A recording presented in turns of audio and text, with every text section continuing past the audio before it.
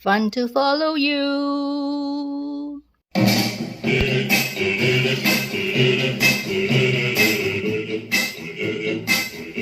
Today, I'll be making this crunchy cheddar cheese cake. The recipe is adapted from Agnes Chang's training materials, which I attended, I think, close to 20 years ago. So let's get started.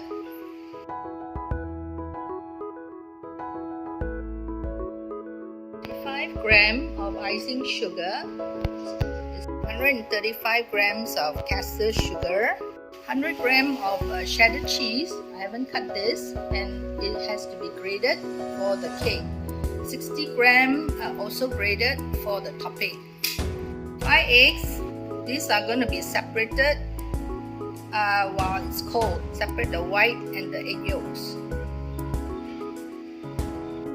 250 grams of softened butter. I'm using unsalted.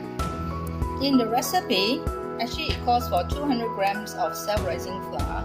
I don't have, so what I did was I'm going to make my own self-rising flour. The rule of thumb for making self-rising flour is 5% of baking powder against the amount of the flour that you needed. That means to say, if you need 200 grams of self-rising flour, you need 190 grams of flour, and then you add in 5%, which is 10 grams of baking powder, and you need to sift twice. So I'm going to sift this.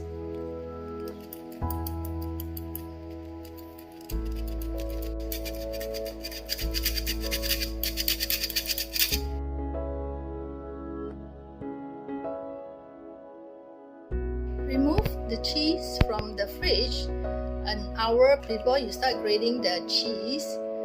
I'm using two types of cheese here. One is a light cheese and one is a medium cheddar cheese. That's why you find there's two tones of color in this bowl. I'll be using the box grater to grate the cheese, and I'm using the largest shredding holes. Not advisable to use a small one, as the larger hole will produce bigger cheese bits and will not be all melted in the cake when you bake it. So I'll be shredding all these before we proceed to the next step. Next, I'll be separating the eggs.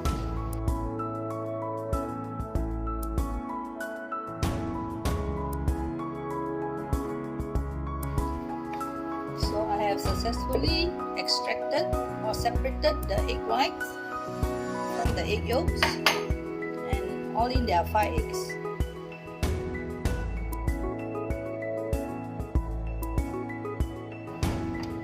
I have two thin like this.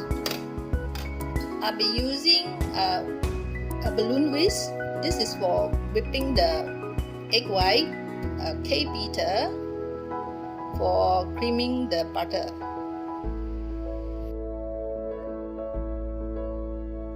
So let's start by creaming the butter for 30 seconds. Go slow first.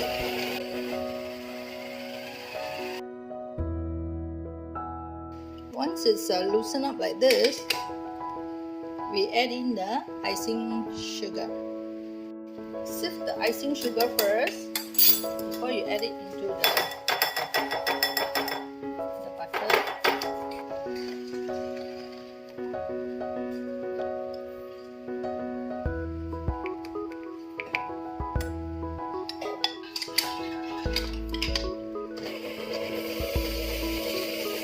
Put on slow, let the sugar mix with the butter, then only you increase the speed.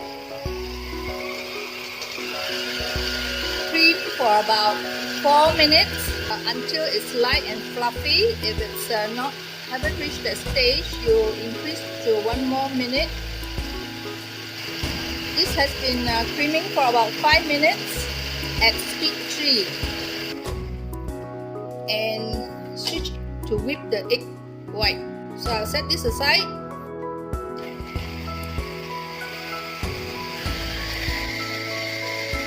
For whipping the egg white, I'm going on speed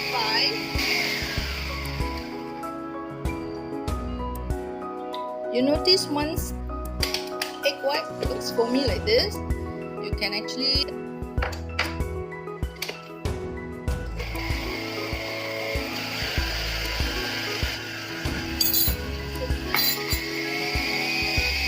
I'm using speed 5.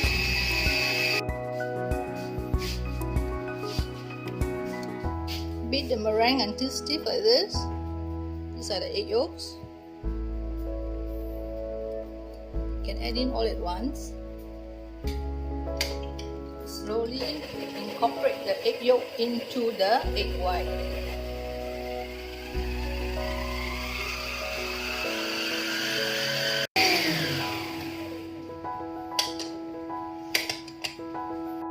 Now you add in the cream butter.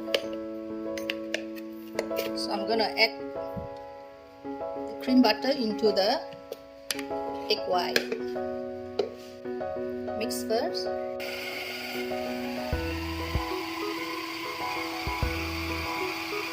So I'm gonna stop using the cake mixer. Scrape it bottom up just to make sure the butter and the egg white and egg yolk are well combined before I mix in the flour. Next I'm going to fold in the flour and the cheese. Once the flour is combined, you stop mixing.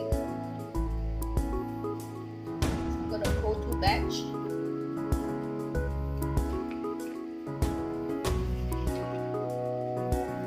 Scrape from bottom up.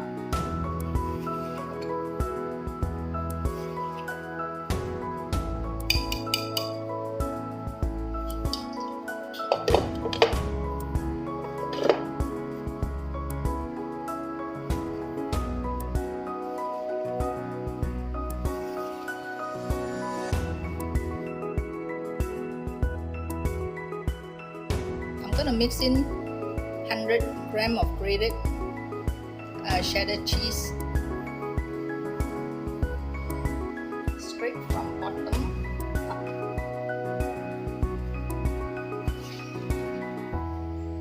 So this is the texture. It's quite rough looking.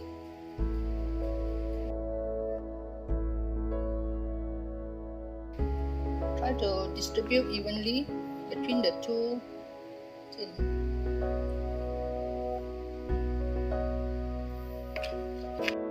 So I managed to scale. Each container is around 600 grams of batter. I'm gonna level it.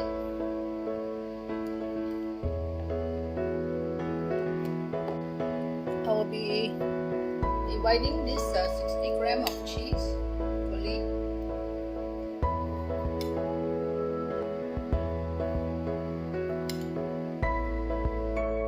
So it's already in the oven. Set timer, I put it at 30 first. I'll come back in 30 minutes time, and if it's not done, I will add another 10 minutes or 5 to 10 minutes to the baking, as a different oven would have different temperature and timing. So here is set at 180 degrees centigrade. So we'll come back in 30 minutes time. This is baking for about 20 minutes in the oven. It's starting to brown. It has risen quite a bit. This is almost close to 30 minutes. It is already looking delicious.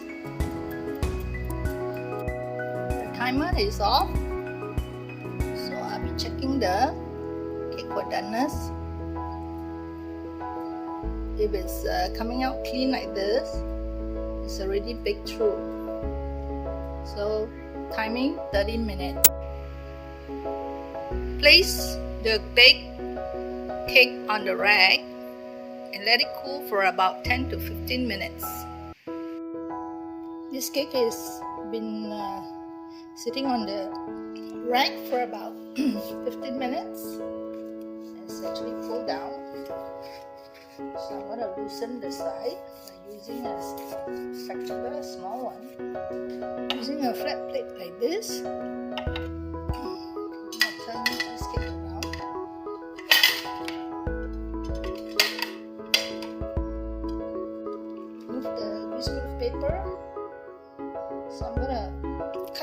juice to taste. It's very soft now.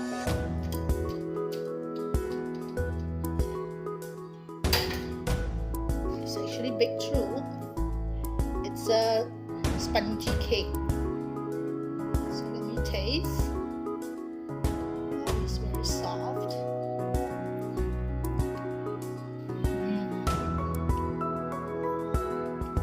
Very nice. For every bite,